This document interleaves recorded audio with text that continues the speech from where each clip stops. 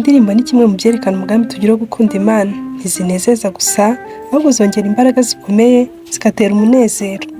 Ibihe byinshi indirimbo zihimbaza Imana zikoreshwa kugira ngo Imana igere ku mitima y'abanyabyaha no kubararikira kwakira Yesu. Muri iki kiganiro ngiye kubagezaho ubuhamya bw'umukobwa wahimbye indirimbo y'108 ubwo yayihimbanaga umubabaro mwinshi abitewe n'ibyari biri kumubaho. Ndagusuje tubanye muri iki kiganiro. Niba ari ubwa mbere tubanye, ndagusaba gukora subscribe kugira ngo n'ibindi biganiro byacu bijye bikugeraho. Tugiye kubagezaho ikiganiro ni umubyeyi Dina nk'ibisanzwe.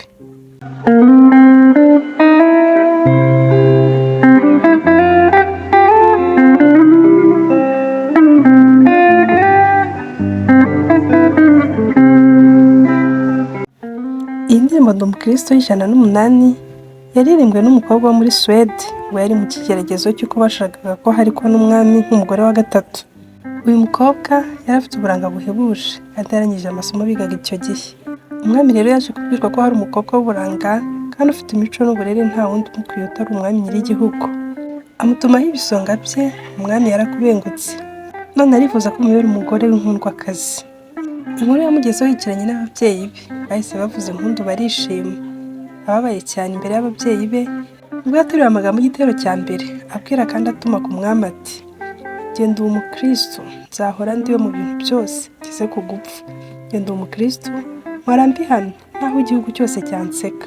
Genda uwo Umukristo wo mu mutima, kuko ubu nsigaye nkunda Kristo. Icyatumye apfa, yazize njyewe, nabuzwa n'iki kujya mukunda?" Ababyeyi be bamuguye nabi cyane, batumiza imiryango n'inshuti zabo ndetse n'ize, bakubitira muri urwo ruhame, ndetse bamufatira ibihano bikaze ko atazongera kujya mu iteraniro ry'abera na rimwe, bifuza kumukura muri ubwo bukristo. Nibwo bagiye gutandukana, bamusabye kugira icyo avuga imbere y'iyo mbaga, aterura amagambo y'igitero cya kabiri ati: "Genda uwo Umukristo, umva ubwo buntu narakijwe nkurwa mu byaha. Genda uwo Umukristo, naho naterwa n'ibyago nkaba no ku rugamba. Genda uwo Umukristo, ndi umutabazi mu ntambara ndasana n'ibyaha. Mfite umugaba n'umwami Yesu, nituba hamwe nzahora nesha." Ababyeyi n'izo nshuti n'imiryango bahise bazabiranwa n'uburakari, babonye ko inkoni n'ibindi byose bitamuhinduye. Bamuca mu rugo ngo ajye kwangara, azagwe iyo mu bukristo bwe. Asohoka mu nzu n'igitabo cya Bibiliya gusa mu ntoki, ateruye amagambo y'igitero cya gatatu ati: "Genda uwo Umukristo, ndi umwimukira, ndakomeje mu rugendo rwanjye. Ibyino mu isi ndabihinyuye, nsigaye nifuza ibyo mu ijuru. Genda uwo Umukristo, gakondo yacu iri mu ijuru ku Mana yacu. Nta nzara ibayo, nta n'imiruho, aho bose baguwe neza." Ageze mu ijoro, mu mbeho n'inzara byo hanze, aho yari abundabunze, nibwo yaririmbye igitero cya kane ati: "Genda uwo Umukristo, icyo ni ikintu gihumuriza umutima wanjye. Kinyibagiza ibyago byose nkumva nduwe n'umwami Yesu. Genda uwo Umukristo, uko ndi kose, maze nintumirwa ngiye gupfa.